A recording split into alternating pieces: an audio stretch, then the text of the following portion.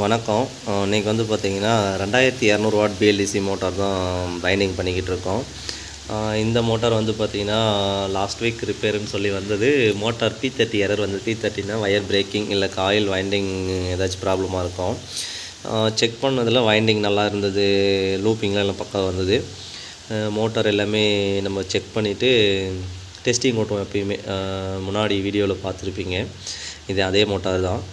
Water sealed, oil sealed, bearing, oil எல்லாமே மாற்றியாச்சு. பாடி வந்து டேமேஜாக இருக்குதுன்னு சொல்லிவிட்டு மாற்றிட்டு ஓடினது. ஒரு 1 hour ஓடிச்சு அப்படின்னா P30 எரர் வரும். என்னென்னா மோட்டர் லைட்டாக ஹீட் ஆகும்போது அந்த லூப்பிங்கில் வந்து பார்த்திங்கன்னா கனெக்ஷன் ஒழுங்காக இல்லை, லூஸ் கண்டக்ட் மாதிரி ஆக ஆரம்பிச்சிது வயர் வந்ததுனால.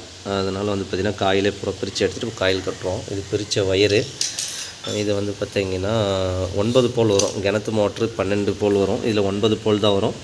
ஆனால் வந்து பார்த்திங்கன்னா கவுண்டிங் எல்லாம் அதிகமாக வரும். அதில் 30 சில மோட்டாரை பொறுத்து, சில இதில் பார்த்திங்கன்னா 22, 28, 34 அப்படி வரும். இதில் வந்து பார்த்திங்கன்னா 50, 52, 56, 57, 60 அந்த மாதிரி வாட்ஸுக்கு பொறுத்த மாதிரி ஆர்பிஎம் தகுந்த மாதிரி மாறும். இப்போ தான் வந்து ஸ்டார்ட் பண்ண போகிறோம். வைண்டிங்க்கு வயர் எல்லாமே எடுத்துகிட்டு வந்தாச்சு. ஆயில் எல்லாமே கம்ப்ளீட்டாக இருக்குது. ஹோம் ஆயில் இருக்குது. எல்லாம் முடிச்சுட்டு காயில் கட்டி முடிச்சுட்டு அப்படியே வீடியோ கண்டினியூ பண்ணுற பாருங்கள் ஊர் ஃபுல்லாகவே.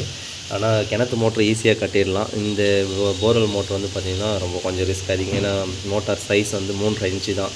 அது வந்து பார்த்திங்கன்னா 8 இன்ச்சு இருக்கும். ஓப்பனல் மோட்டர் அழகாக கை உள்ளே போயிட்டு வெளியே எடுத்துக்கலாம். ஹைட் வந்து பார்த்திங்கன்னா சென்டர் சாஃப்ட் மேக்னெட்டோட ஹைட் வந்து கம்மியாக இருக்கும். அது வந்து ஒரு 1.5 இன்ச்சு 2 இன்ச்சு அந்த ரேஞ்சுக்குள்ளே தான் இருக்கும். இது வந்து பார்த்திங்கன்னா 3.5 இன்ச்சு லென்த்து. உள்ளே கை நுழைய முடியாது. பார்த்திங்கன்னா தெரியும், சும்மா ஒரு 2 விரல் தான் நுழையும். டைம் எடுக்கும். அதில் வந்து பார்த்திங்கன்னா ஒரு 4 மணி நேரம் 3 மணி நேரத்தில் காயில் கட்டோம்னா இதில் 1 டேக்கு மேலே ஆகும் கம்ப்ளீட் பண்ணுறதுக்கு. சில்லற ஒர்க்குன்றதுனால முடிச்சுட்டு அப்படியே வீடியோ கண்டினியூ பண்ணுறேன் பாருங்கள். ஒரு போல் வந்து பார்த்திங்கன்னா வைண்டிங் முடிஞ்சது. இது வந்து பார்த்திங்கன்னா 57 ரொட்டேஷனு 40 மினிட்ஸில் வந்து பார்த்திங்கன்னா கம்ப்ளீட் பண்ணியிருக்கோம். ரொம்ப கிரிட்டிக்கலான இது தான். இன்னும் 8 போல் இருக்குது. முடிச்சுட்டு எப்படி ஒர்க் ஆகுதுன்னு சொல்லிட்டு பார்ப்போம். அப்படியே கண்டினியூ பண்ணுறேன்.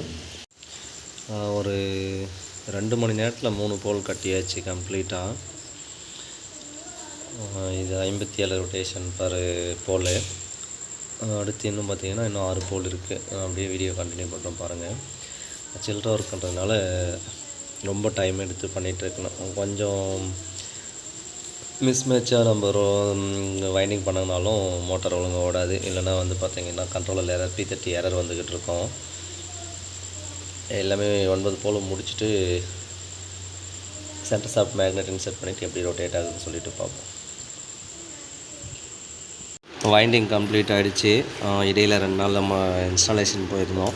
அதனால் காயில் கட்டுற ஒர்க் பாதிலே நின்றுது. ஸ்பேர் மோட்டார் கஸ்டமருக்கு கொடுத்து விட்டுட்டோம். கொடுத்துட்டு வைண்டிங் இது வந்து பார்த்திங்கன்னா ஓப்பனல் மோட்டர்னால் 1 டேயில் கட்டி கொடுத்துருவோம். இது வந்து பார்த்திங்கன்னா ரொம்ப ரிஸ்கியான ஒர்க்குன்றதுனால 3 நாள் டைம் எடுத்தது நமக்கு வைண்டிங் பண்ணுறதுக்கு. ஏன்னா ஃபுல் டே பண்ணல, 1 hour 2 hour பண்ணுவோம். மற்ற ஒர்க் இன்ஸ்டாலேஷன் அதை பார்க்கறதுனால சரியாக போச்சு. கம்ப்ளீட் பண்ணியாச்சு. 3 இன்புட் லைன் எடுத்துட்டோம். இது 3 இன்புட்டு. இது வந்து பார்த்திங்கன்னா லூப்பிங் லைனு.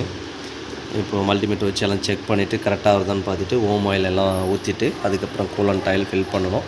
அதுக்கு முன்னாடி நம்ம வந்து மோட்டார் ரொட்டேட் ஆகுதா இல்லையா நம்ம டெஸ்ட் பண்ணோம். அவுட்லெட்டுக்கு வந்து பார்த்திங்கன்னா லைன் எடுத்துகிட்டு சால்ட்ரு பண்ணிவிட்டு எல்லாம் கம்ப்ளீட் பண்ணிவிட்டு எப்படி ஒர்க் ஆகுதுன்னு சொல்லிட்டு பார்ப்போம். ரொம்ப ரிஸ்க்கான ஒர்க்கு தான் போர்வெல் மோட்டாருக்கு இந்த பிஎல்டிசி கட்டுறதுக்கு. ஏன்னா உள்ளே இருக்கிற வைண்டிங்கோட செட்டப் எதுவுமே வெளியே வர்றது கிடையாது. 1, 2வது பேக் சைடும் வந்து க்ளோஸ்ட்லேயே இருக்கும், கை விட முடியாது. இதுக்காக நம்ம டூல் தனியாக ரெடி பண்ணி அதில் வச்சு தான் நம்ம கட்டியாகணும். கையில் கட்டுறதும் ரிஸ்க் அதிகம் தான். காயில் கட்டியாச்சு. காயில் கட்டிட்டு லைன் வெளியே அவுட்புட் எடுத்தாச்சு.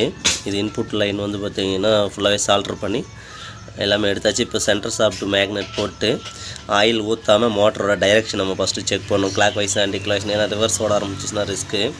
2வது இது எக்ஸ்டர்னல் கண்ட்ரோலர். இன்டர்னல் கண்ட்ரோலர்னால் கூட நம்ம ஈஸியாக வந்து மாற்றிக்கலாம். இது அவ்வளோ சீக்கிரம் பிரித்து மாற்ற முடியாது. ஃபஸ்ட்டு ரொட்டேஷன் எப்படி ஆகுதுன்னு சொல்லிட்டு பார்த்துட்டு அதுக்கப்புறம் வீடியோ கண்டினியூ பண்ணுற பாருங்கள். மோட்டார் வைண்டிங் எல்லாம் முடிஞ்சது.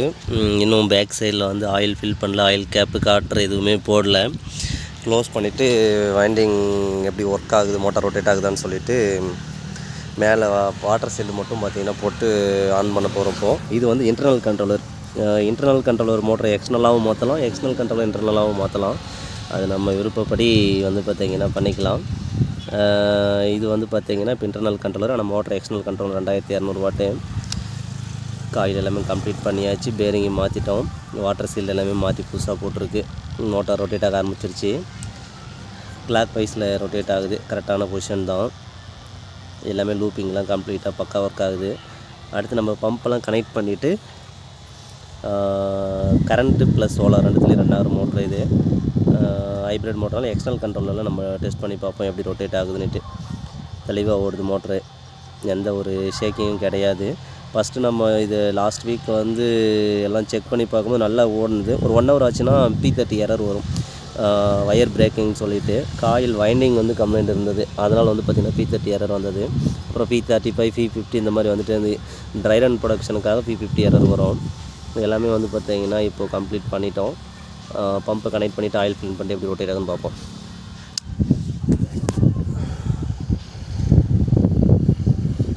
சர்வீஸ் முடிஞ்சது. மோட்டார் டெஸ்டிங்காக போட்டிருக்கோம். வைண்டிங் எல்லாம் கம்ப்ளீட் ஆகிடுச்சு.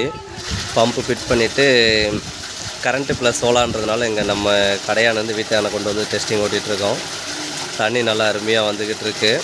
ஒரு 2 நாளைக்கு டெஸ்டிங் ஓட்டிட்டு தான். ஏன்னா ஃபஸ்ட் டைம் காயில் கட்டியிருக்கோம் இந்த ஹைப்ரிட் மோட்டாருக்கு.